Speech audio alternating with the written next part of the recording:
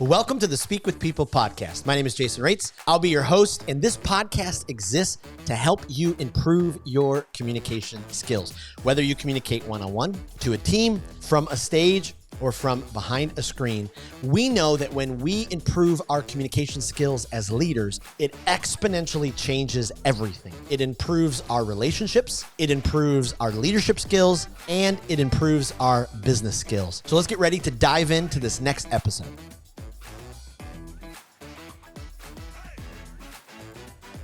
Well, how do you as a leader overcome people pleasing? It hits us all at different points of the day. We're all going to experience at some point. Some of us are going to be a whole lot more than others. But do you seem to get stuck in an endless cycle of worrying about pleasing others? Maybe it's your boss, your spouse, your coworkers, whoever it is. And do you ever then get into the trap of overthinking? Maybe people pleasings, maybe or not. Well, today we're going to dive into some of these conversations with Paul Rivera on the podcast. He's an entrepreneur.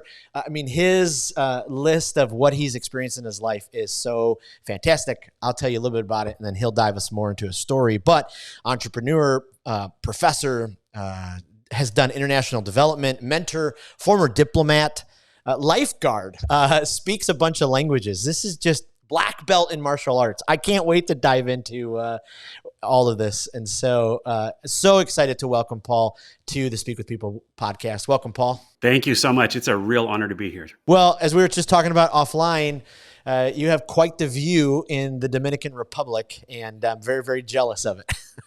It's not the worst day of my life. As I said, I'm sitting here, I'm looking at the ocean over there. Yesterday, there were whales in the bay. You know, it's the good life, I got to say. And like we were talking offline, when I visited a couple of years ago, the city's name is escaping me, but where we were at, it was pretty city. I can remember we were on the second or third floor of this building, and there wasn't windows. It was just kind of bars, and the motorcycles would go by 1 a.m., 3 a.m., 5 a.m. Oh yeah. That's how it is here. I kind of, one of the toughest things about being here and living here is the traffic. And I tell people that the motorcycles are like mosquitoes. They're like mosquitoes. You don't pay too much attention to them, but you don't want one to sting you either. Right. So you just be careful. Don't let the mosquitoes get you. Yes. Yeah. Oh boy. Absolutely. Well, hey, before we hop into this conversation, and we're going to have a great conversation around a bunch of different ideas and topics, maybe give our listeners a little bit more of your story. What kind of brought you to the place that you're at now, what you do, all that kind of stuff. Oh man. Yeah, no, that's amazing. Thank you. So, with the benefit of retrospective and having, done a lot of work and that sort of thing, I tell people when I get that kind of question is that my purpose in life is to impact other people's lives in a positive way. So, and that's something that I've always done. So like you mentioned, you went through at least partial of the list of the things that I've done. I've been a lifeguard, I've been a paramedic, I've been a professor, I've been a diplomat, I've done lots of really interesting things. And as I try to think about unifying themes in all of that, really what comes down to the core of it for me is that I've always tried to find ways in which my energy, my talent goes into improving people's lives in some way, so that's really a foundation for me. So if somebody asks me who I am, that's really my core, and so, I've progressively gone through my life trying to find different and better ways and better in the sense of things that are more aligned to me, of making that happen. So I was a professor for a long time, and I really, really loved that. I taught a lot of first gen students. I taught a lot of first generation American students, and that was really, really rewarding for me in a really profound way. But at the same time, I always wanted to have a bigger impact. And that's what made me switch into the diplomatic service and international development, which is as an academic, my specialty. I'm an economist, and my PhD is in international development, right? So, Wow. So I wanted to do that. And so I did that for a long time. I was a diplomat with the State Department and with the U.S. Agency for International Development. I traveled and worked all over the world.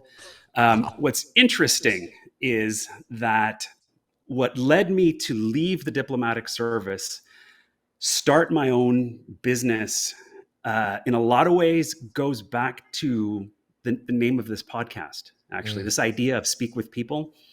mm. One of the things that you see in international development, it's such a fascinating field that I think a lot of people don't necessarily know about, but it's basically how it is, what happens to the money that governments give to other countries, right? Like assistance money that goes to other countries. Yeah. And one of the biggest problems worldwide, and I don't just mean the United States, but I'm talking the European Union and any of the countries in it, and Japan and Korea and Australia and the United Nations and the World Bank and all of these things. The biggest problem that they have is that the money that gets allocated to these countries, the strategic plan behind it is always to have a transformative effect on that community, on that country, on that sector, whatever it is that they're doing, to really have a fundamental transformative effect, meaning that even after the money runs out, you should still see the changes that they implemented happening, right?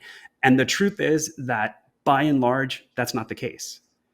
By and large, the money that gets pumped into international development, as soon as the money dries up, the impact dries up, right? Oh, wow. And so one of the primary drivers of that particular result is that those projects happen without speaking to people. Hmm. That there's so much of it that's done in a very paternalistic way that, I'm the developed country, here are my experts, and I'm going to tell you what it is that you need for your own development, rather than let's sit down and talk about it. Let's sit down and talk about your needs. Let's sit down and talk about what's happening in your environment and how can we facilitate solutions instead of, so really one of my frustrations, one of the reasons I left was because I saw that approach wasn't working. And in fact, we implemented a very different approach here in the Dominican Republic, and had a tremendous result. And we saw that this is something that we needed to carry everywhere, right? So this idea of going and listening and talking to people and helping them facilitate their own solutions, So really that was sort of the launching point for my company, Be Act Change, because what you find out is that a lot of folks, when we ask them, for example, our technical teams, when we ask them, okay, I need you to go out into these communities and talk to people and listen to them. Several times the answer was, that's great. I would love to do that. How do I do this listening thing? I don't know how to do it. Nobody's ever listened to me, so I don't know how to do it, Wow. It's a fascinating thing, So really what it comes down to in so many levels is really helping people tap into their own purpose, tap into, or as an organization, their mission and vision, which is what we do as a business, really. And that really starts with listening, as teaching the person how to listen to themselves, us as coaches, as mentors, as strategists, listening to them, helping them create solutions that are in line with their mission, vision, and purpose. And then most of all is helping people build resilience tools. So like when we think about, in terms of my business and what we do, those are the big things, identifying, your mission, vision, purpose, aligning your actions to it, and helping you keep moving forward even when times get tough. Wow. Yeah. And it seems like from my perspective, resilience is, so incredibly important, especially in 2024 and moving, into the future. It's just, It's such a different world. Communication has changed so much, and especially Gen Z, Generation Alpha before them, they communicate in such a unique way. They're the generation that did not need to wait for any bit of information.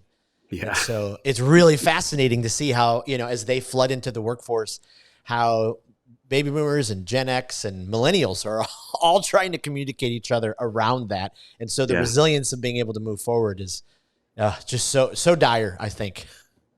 There's a lot there, like there's the communication is a big piece, because you see, as you say, there's different communication habits that people have developed over time. What's fascinating is when you get sort of that intergenerational mix of people into these rooms, if you can get that communication system down where those groups can all communicate effectively with each other, it's actually tremendous, I find, because the older folks, and I count myself very much in the older folks category, I know that we tend to be much more analytical. We tend to be a little bit more system oriented in some way, and looking at things from a very almost scientific kind of approach. I really value, though, when we get some of these fresher ideas and fresher ways of looking at things that really force us to go out of the box. Like we talk to a lot of these younger guys, and they see a different kind of information, and they're making connections that I wouldn't ordinarily make. And for me, that's the trailblazer. You know what I mean? That's where, when we work together effectively like that and we communicate properly, that's when we really have the chance to create trailblazing innovations, because we're bringing in things that in fact are connected to each other that any one of us individually would not have come up with. So I think it's brilliant, but I'm not saying it's definitely a challenge sometimes to get to that communication level. Absolutely. Yeah. So when you're working with, leaders, how often do you see or come across I'm sure there's different levels of the people pleasing leaders, but at what levels do you come across them at, and how are you able to identify or help them identify, boy, you're really kind of stuck in this people pleasing place? That's actually huge. I would say that a tremendous proportion of the people that I work with are what I would call high achievers. And I don't necessarily mean high achievers in that they are high level executives necessarily, or which some of them are. We've worked with ambassadors and we've worked with CEOs and that sort of thing. But when I say high achiever, I mean the person who takes on a lot of responsibility, the person who is really excellent in their field, but puts that additional weight on themselves. And that's almost anyone who's in a leadership position. Yes. Yep. When they come to us, however, they don't say, "Oh man, I have a people pleasing problem." Right. That's not what they come with. What they come with is they say, I'm stuck. I don't know what to do with my life at this point. I'm overwhelmed. A lot of them come with this time crunch, right? They feel time poor. And as you start talking about it, for example, you start saying, well, so how many times a week does somebody ask you for something, not work related? How many times is hey, can you do me a quick favor? Can you help me with this? And in my case, because of what I do, I get pinged easily a few dozen times a week on, hey, can you take a look at my resume? I'm applying for this job. Can you tell me how what should I do to prepare for the interview? I've done all kinds of stuff, right? So I've traveled to over 100 countries. So people are like, oh, I'm going to Italy next week. Where should I go to eat? Or, I'm going, all these things, So all of these things are drains on your time, right? And I have a full-time job, a consultancy, a spouse, 2 children. I have all of these things are things that pile on top, right? And I love to help people. So, when so all of this it's me as a recovering people pleaser, Yeah. So, the first thing is, when folks come to me, I'm like, do you have trouble saying no? You're inherently a valuable resource, right? You're a high achiever. You're somebody people count on. Do you have trouble saying no to them? Is this, you agree to things far more than you should, right? Do you say yes sometimes, not because you want to do it, but because you want to avoid the conflict. You want to avoid feeling that you've let them down in some way, right? And at some point you're human. And you're not going to be able to fully follow through on the things that people ask of you. Do you feel incredibly guilty when you have to say no? Do you over apologize for things that, weren't even in your control? This happened to me actually yesterday. My wife, she's actually not home right now because she's in Los Angeles, and she was doing a television interview. And so she was there and she wanted to get her hair done. But she had calls all morning, and I said, no problem. I'll call to a couple of salons and I'll make the appointment for you. And I called one salon and they didn't have any openings. I called another one, they didn't have any openings. Another one wasn't open that day. And I basically ended up calling about 12 different places, and I was not able to get her a salon appointment. Right. And I called her and I said, I was so effusively apologetic, and the truth is, she said it, and she's amazing like this, she was like, that's not in your control.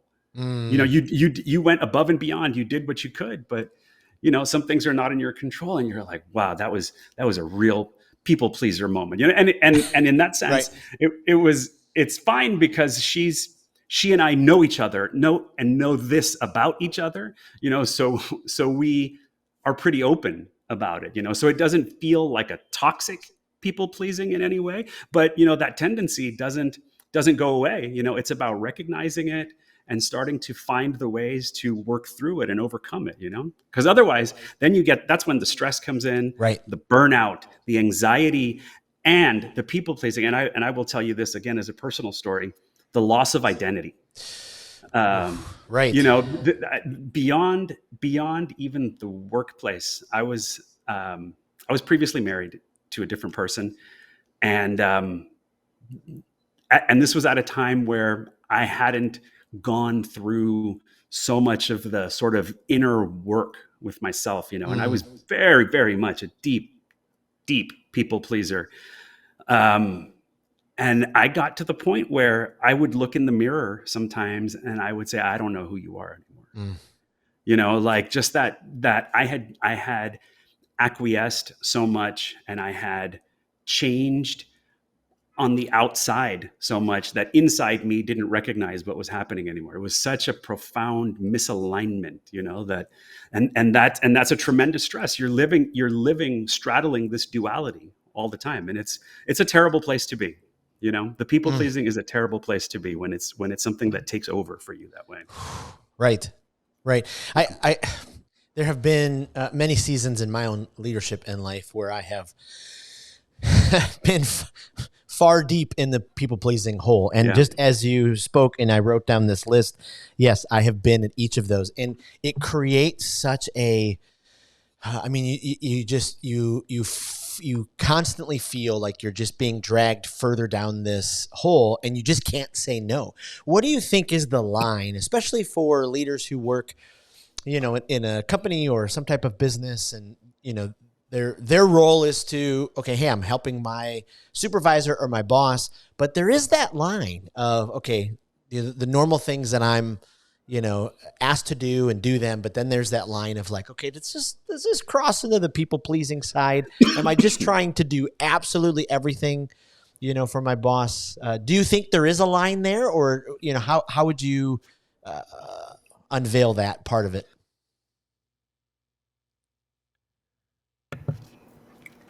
I would say that there is definitely a line. There is Mm. so much a line, especially when we're talking about these high achiever groups. Mm. Um, and it's because so I had a mentor when I first finished my PhD. I started working at the university. I had a mentor there, and you know it was actually a brand new university. I got there the year that we opened, so I'm Mm. founding faculty at this university, and there's just so much work to be done. Like there's so much work to be done, and inevitably, you know, if you've been in school and you've had to do group projects, you know that there's somebody that's not pulling their weight, right? Right. And and I remember complaining to him once, you know, like so and so is just, you know, I don't know why this person's on my committee. They're useless, whatever. And he would tap me on the shoulder and he would say, he called me Rivera. He would say, Rivera, he's like, it's okay. Good people do what needs to be done. Mm. And I'm like, oh, that's horrible, horrible, right? Which means that as a high achiever, you already know that you have an expectation placed upon you that not everybody does, Mm. right? So one part of like identifying the line is, are there expectations that Ah. you are being given? You know, are you being held to a different standard of performance, of dedication, of time somehow, you know, that others are not necessarily. That flips the other way too. Are you being over scrutinized? Mm. So, you know, again, we talk to corporate clients all the time who tell us, there's somebody else, same position as me, uh, a constant screw up. And the response is always like, oh, that's just Jeff. Jeff's that way. Jeff's that way. What are you going to do about it? You know, but you messed up. And so are you in the situation where the scrutiny upon you is so much heavier than what you see in terms of other people? It's so identifying where that line is and navigating it is really tough, but it's super important, when you, and it comes down to on multiple levels, but identifying the boundaries, what are you Mm-hmm. going to allow Right. into your life, and what are you going to sort of put a fence around? Right. Because if you don't do those things that you just talked about, the boundaries and you get to a breaking point. Like people, Absolutely. yeah. And everybody has different levels of the breaking point, but some of them can be rather difficult, No, You, and I mean it goes anywhere from stress and frustration to great trauma in some way to right, frankly existential crisis. right, There comes a point where you realize that you're not even living your life for yourself. right, You know, so and right. that's tragic. That we've seen several clients, who are extremely well educated, well paid, very very dedicated to what they do, who are broken, Mm, for lack of a better term, yeah. because they've dedicated their whole life to something that isn't necessarily fueling their inner purpose. Mm, Yeah. mm. Could you speak to specifically? I mean, as I was getting to know you and your organization and the things that you speak about and do, I mean, you do quite a bit of work with Latino mental health as well. When it comes to people pleasing in the Latino culture, how prevalent, what level, are they dealing with it? I'd Yeah. love to know your perspective on that.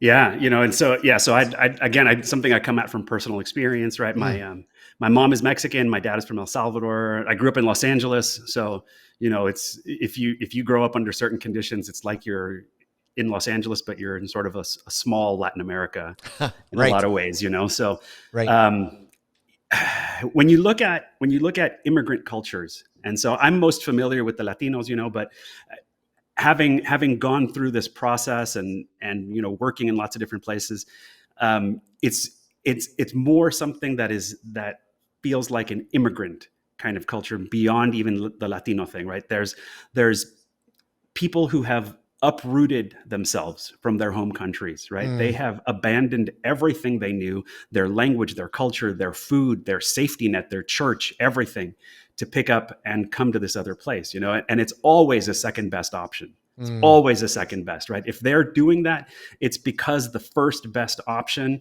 is not working. There's some right, reason why, right?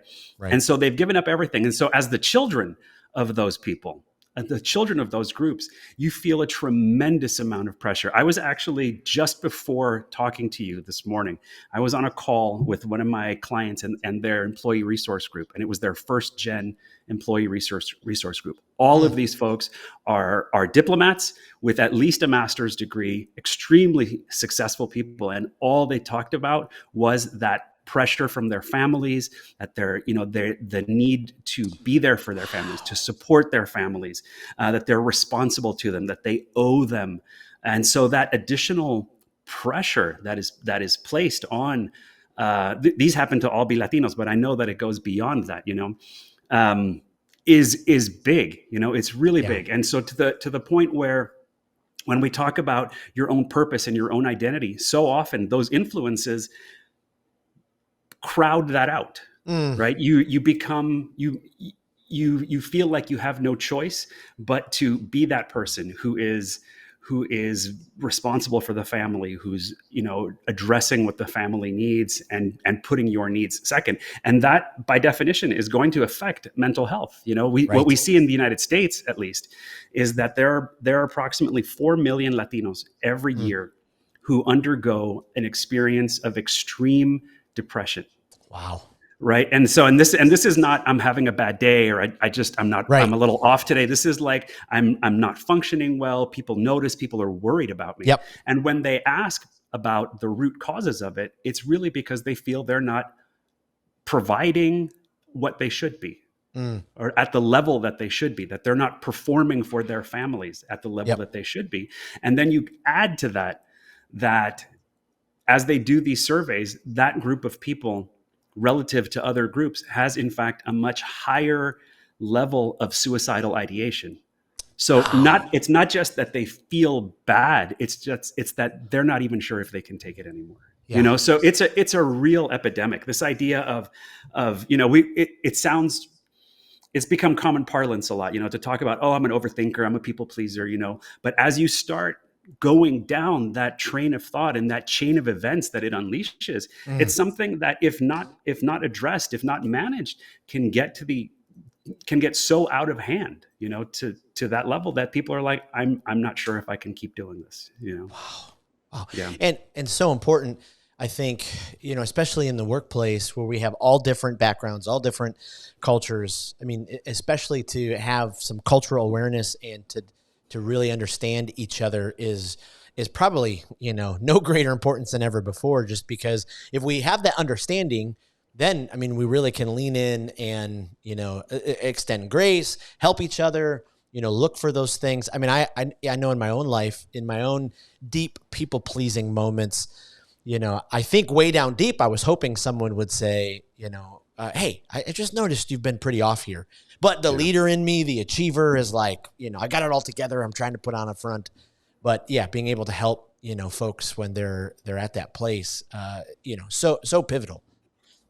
Yeah, and it's really hard to see. You see these folks, and it's like you say, there's the culture ingrained in you that of I have to be macho, I have to be stoic, I have to be the immovable boulder in the face of the storm, and it makes at least Latino culture much less likely to seek help, to open up, to be vulnerable like that. So it's both sides. There's the cultural awareness piece is important, but at the same time, the cultural shift inside of us also needs to happen. That it's actually, I advocate so strongly in terms of sort of, especially for men, this idea that vulnerability is strength. I'm so strong. I'm so sure of my purpose. I'm so confident in the value that I bring that I am comfortable. I'm okay saying when I'm not okay.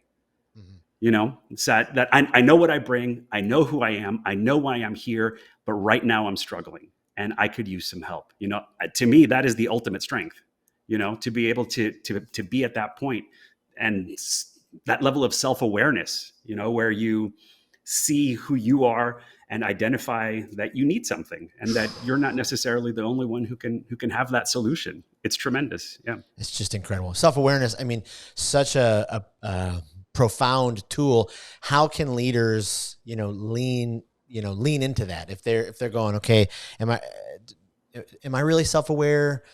Am I recognizing these things? What are some steps that leaders can take to make sure that they're pursuing self-awareness and they're paying attention to it?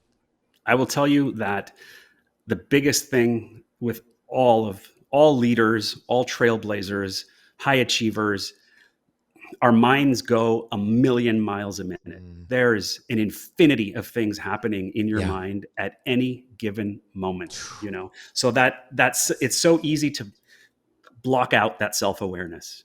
And you have to find what's the tool that works for you. So I will tell you that I've worked with several coaches and even counselors, therapists, and that sort of thing. Every single one of them has told me that reflective journaling, like, keep a journal and all of these things. My wife tells me all the time, you need to, you really need to journal. I know that that's true. And I'm terrible at it. I'm terrible at it. Yep. When I've done it, I can see the value in it, but it's not something that connects with me. Yeah. Okay. I would say the same for yoga. I like yoga, but it's not my thing. Right. So people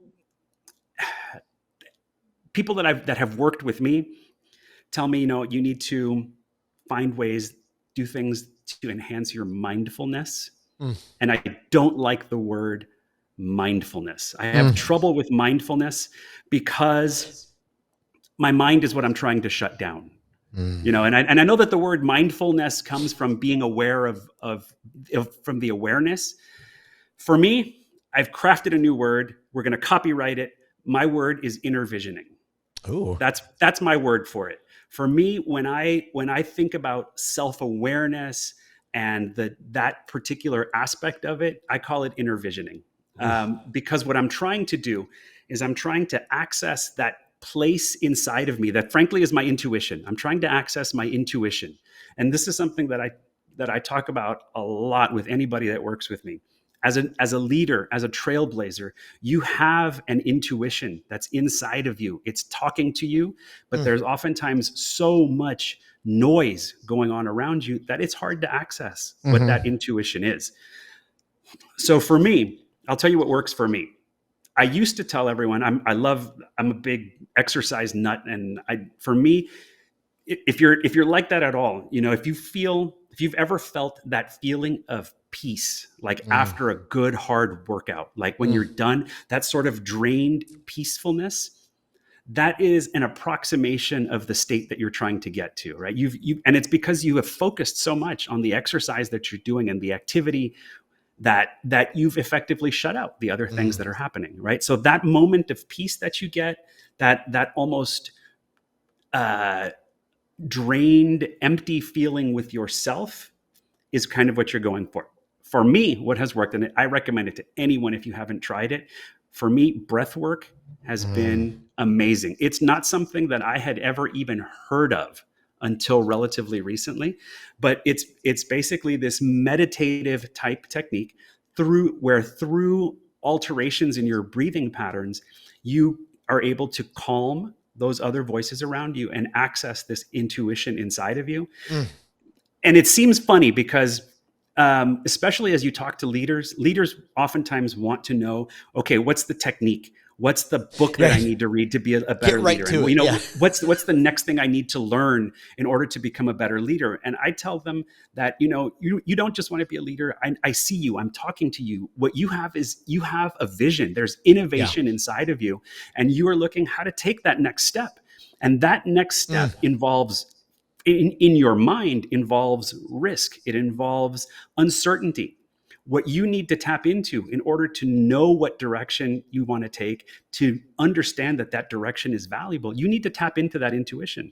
That intuition inside of you is crucial because that's what's going to help you get to the point of making the actual jump, right? And so for me, breath work has been huge that way because I emerge from it with a clarity and a focus that I don't know, I haven't found any other way to access, So I really encourage people to try all sorts of things, try breath work, try the journaling, I have a friend who does, I guess it's called micro journaling. If you have WhatsApp, on WhatsApp, you can, or Voxer, you can basically add yourself as a conversation.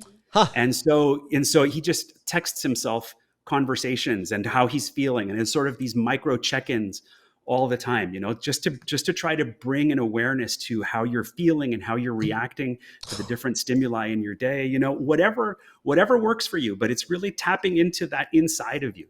I really believe that everyone has a unique purpose, a unique value, something really powerful to contribute to the world. And anything that we can do to help people bring that out, I think makes us a better society.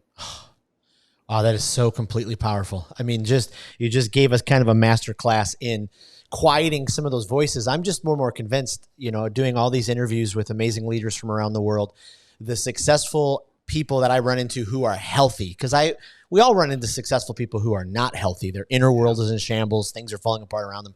But the people who are successful and healthy, they have their inner world in order, and they're able to, be self-aware by getting some of those voices. It's almost like they've got a handle on their inner communication. Because I coach and talk with leaders all the time who say such incredibly poor things about themselves. Well, maybe I'll be able to do that. I won't be able to do that, but I'll try it. It's like this constant flow of negative self-talk. And if we could, I love the inner visioning concept because, how healthy, do you want your inner vision to be, and how do you speak into that? I mean, it's just so valuable, so valuable. It's worth saying that I took it from Stevie Wonder. It's the name of one of his albums. It's called Inner Visions, which I think is fascinating because he's blind, and so the vision that he has is his inner vision. And if you're familiar with Stevie Wonder's work at all, the big hit from that particular album is his song Higher Ground. So this idea that, reaching into your inner vision is what helps you reach your higher ground. I think it's so powerful. I love it. Wow. Wow, that's incredible. On a different note, I thought I had come up with speak with people, not at them. I've been thinking about it for about 15 years. Turns out, much like Stevie Wonder, the great Vin Scully, LA Dodgers broadcaster, said it, maybe in the 60s or 70s. Someone forwarded it to me. So anyways, it's that there's really nothing new under the sun, but it's great to bring those ideas. So fun fact from my childhood. I grew up in Los Angeles, and we were big baseball fans, but my family's Latino. And so we would watch the broadcast on, I think it must have been like Fox Channel 11 at that time. And I know that Vin Scully was on it at that time, but because my family was Latino, they would turn down the volume on the TV, and we would listen to the broadcast on the radio on the Spanish station with Jaime Jarrin. So I remember being about maybe 12 years old at one point. I was at a friend's house, and they had the TV on, and I hear Vin Scully. I'm like, who's that guy? He's amazing. Why haven't we been listening to this guy? Oh, that's fantastic. Oh, that's wonderful. And I grew up in Detroit, and in Detroit we had, our broadcaster was Ernie Harwell, and he broadcasted the Tigers for 50 years. I mean, you just heard his voice. I mean, just the power of communication, right? You heard his voice in the spring, and you're like, hope is coming. It's just fantastic. Exactly. I would love to ask you, maybe just turn corners just for a second. Your time in academia, and teaching folks, and even as a diplomat, I'm curious what you think. The communication world shifted so drastically now that we have online communication. We're on TikTok, and we're commenting, and everyone's got their own platform, and we're podcasting, and we have YouTube channels, and you look at some of the comments sometimes, and they are so I'm saying we in general, we drastically treat each other so like we're not human beings. We would never say it, face to face, but online, we're typing that. Just in your experience and your expertise, what do you think looking into the future? If you were looking into the future a little bit and going, oh my goodness, is it going to get worse than it is now? Is there going to, take a great awakening to get people back to, treating each other with kindness online? I just love your perspective on that. No, I appreciate that. I think that's a great question. Especially just, I don't know if you followed, but just yesterday there was the whole congressional talk about banning TikTok and all of that.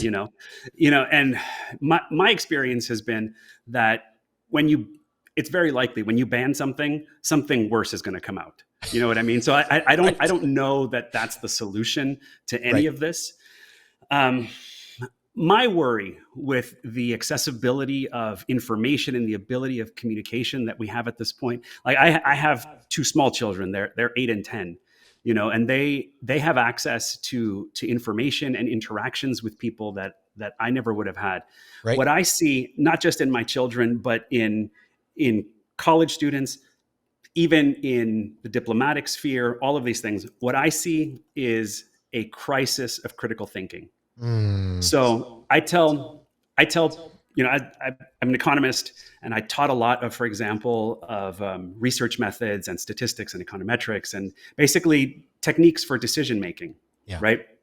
The idea is that there is so much data that's out there, and it's data. It's people. It's people making a crappy comment on something is data.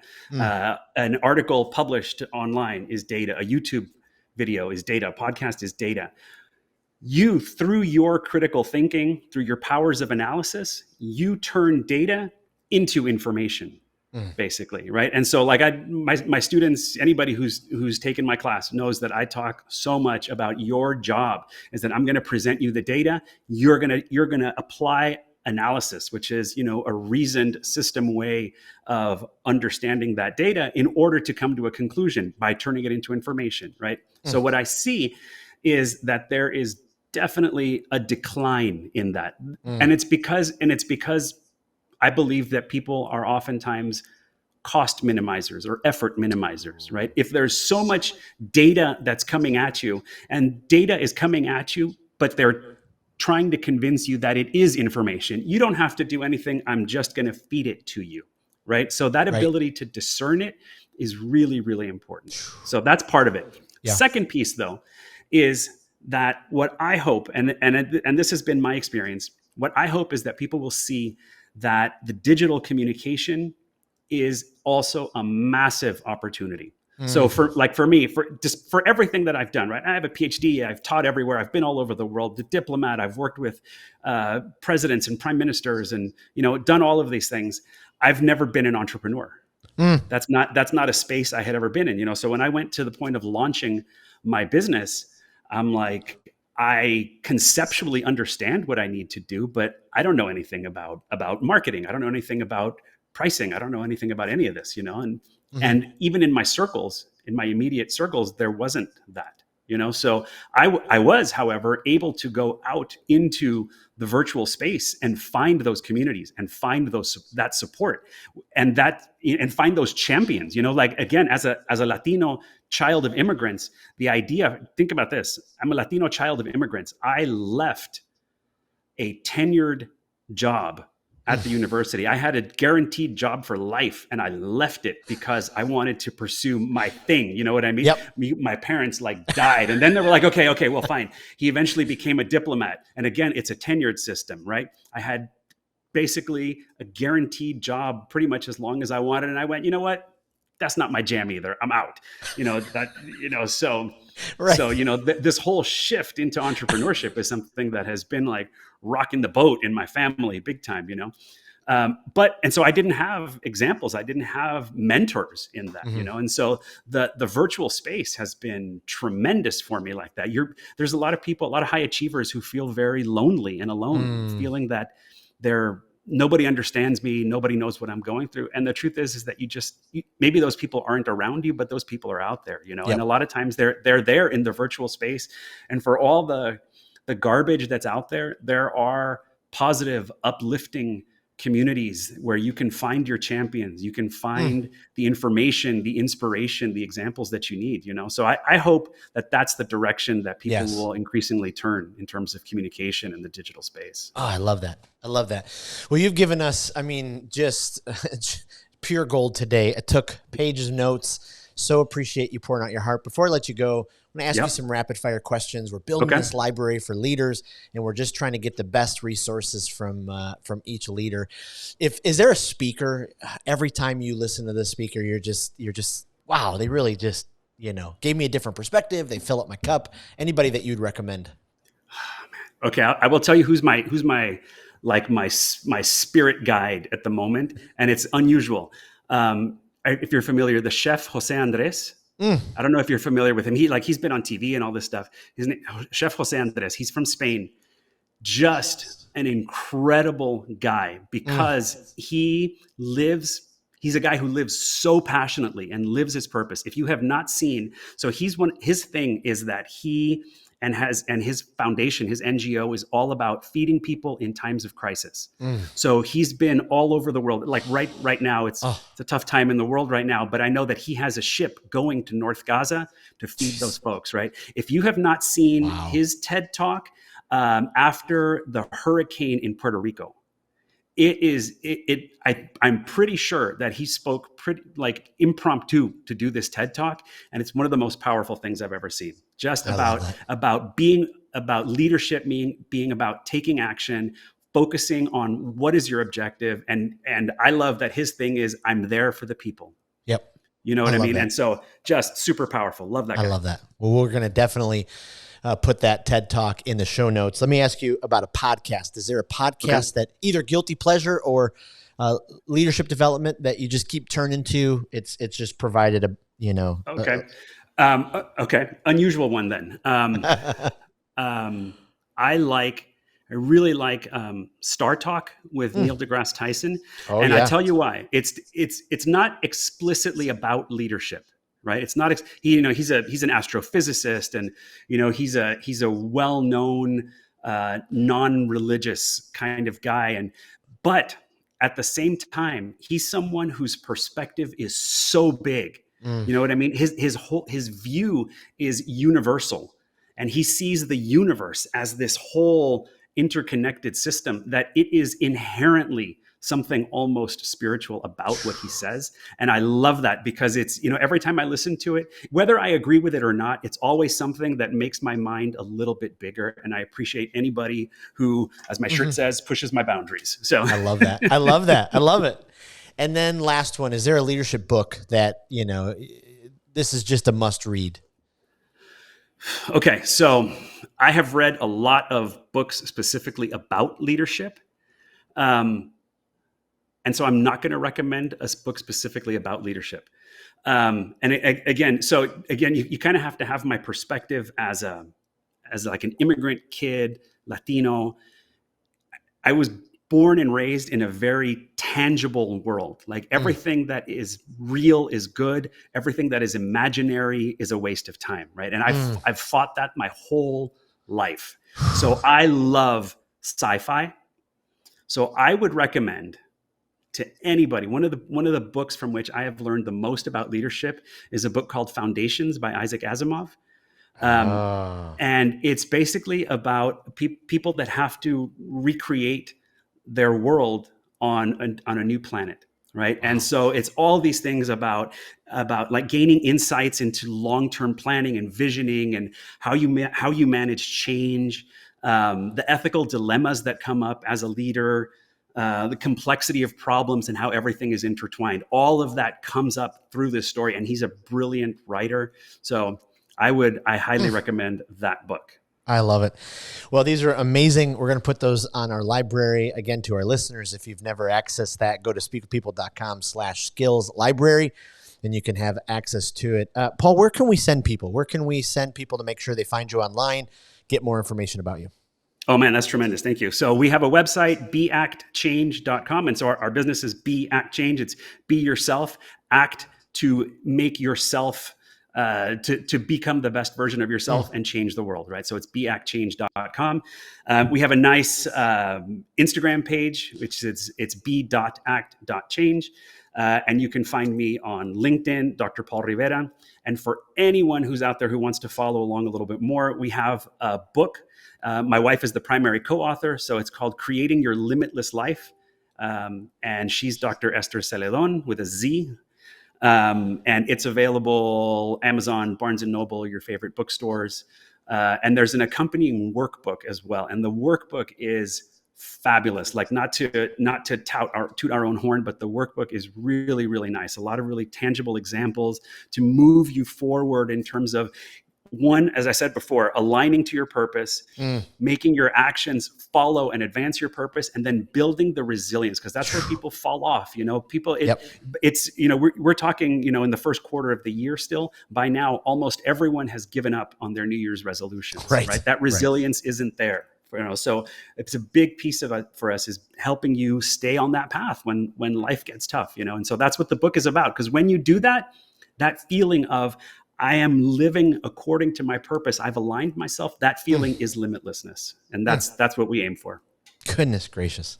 Well, thank you so much. We're going to put all those links in the show notes in the Speak with People community Facebook group. And sir, I just can't thank you enough. I mean, your leadership, the way that you communicate, you've just blessed me so much. I know this conversation is going to be a huge help to our leaders. And I can't thank you for all you and your wife are doing to change the world. So appreciate you. Honestly, I thank you for this venue. I think this is so powerful. I love hearing these conversations. So I'm so thankful for this and for the effort that you guys put into it. Well, thank you for joining us on another episode of the Speak with People podcast. We hope that you were encouraged. We hope that you were inspired and challenged to improve your communication skills. I want to thank you again for being a part of the Speak with People podcast community. Make sure you don't miss out on being a part of the Speak with People Facebook community group. Just head to Facebook, type in Speak with People, scroll down and join our community, because every single day we're encouraging each other, we're helping each other to improve our communication skills. Thanks again, and we'll see you in the next episode.